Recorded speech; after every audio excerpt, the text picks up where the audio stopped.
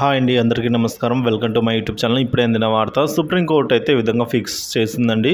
పెన్షనర్లందరికీ కూడా శుభవార్త. వివరాలు వీడియోలో తెలుసుకుందాం. వీడియో ఎక్కడెక్కడ స్కిప్ చేయకుండా ఎండ్ వరకు చూసేయండి. అప్పుడే పూర్తి ఇన్ఫర్మేషన్ అర్థమవుతుంది.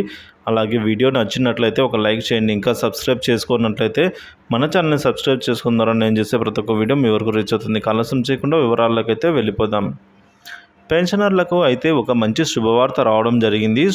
శుభవార్త ఏంటంటే, సుప్రీంకోర్టు ఇచ్చిన సంచలన తీర్పు ద్వారా బకాయిల విడుదల మరియు జరిగిన జాప్యానికి కాలానికి కూడా వడ్డీ కలిపి చెల్లించాలని సుప్రీంకోర్టు ఆదేశాలు ఇవ్వడం జారీ చేసిందండి. సో ఆదేశాలు జారీ చేయడం ద్వారా దీనికి సంబంధించి వివరాలు ఇప్పుడైతే తెలుసుకుందాము. సుప్రీంకోర్టుతో చెప్పడంతో ఏపీ తెలంగాణ ఉద్యోగులకు విభజన నిధులు పెన్షన్ నిధులపై అయితే విభజనపై ఒప్పందానికి వచ్చాయి. సుప్రీంకోర్టు తీర్పుకు అనుగుణంగా పదవి విరమణ చేసిన ఉద్యోగులకు హైకోర్టు భారీ ఊరట కలిగించింది.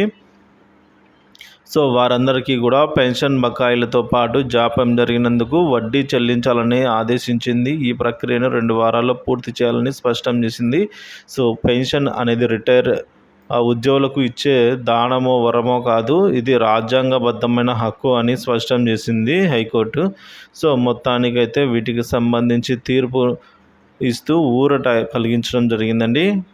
ఆంధ్రప్రదేశ్లో మాత్రం స్థానికత కలిగిన వారికి పూర్తి స్థాయి చెల్లింపులు చేస్తామని పేర్కొంది. ఈ వివాదం నేపథ్యంలో అయితే తమకు పూర్తిస్థాయి పెన్షన్ రావడంపై పేర్కొంటూ పిటిషనర్లు మళ్ళీ 2023 డిసెంబర్లో అయితే హైకోర్టును ఆశ్రయించారు. దాని ద్వారా అయితే ఇప్పుడు తీర్పు అయితే ఈ విధంగా ఇవ్వడం జరిగింది.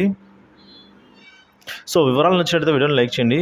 ఇలాంటి వీడియోస్ కోసం మన ఛానల్ సబ్స్క్రైబ్ చేసుకోండి. Thank you for watching this video.